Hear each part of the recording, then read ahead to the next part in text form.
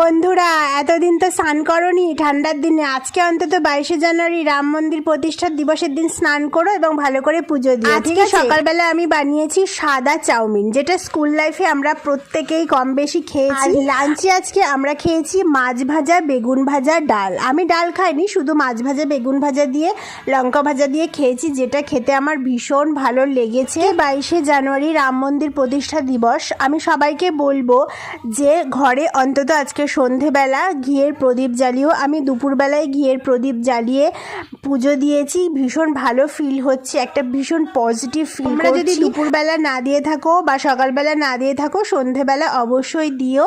আর এখন ভাত খাবো, ভাত খেয়েই জনমের শীত আসবে, জনমের।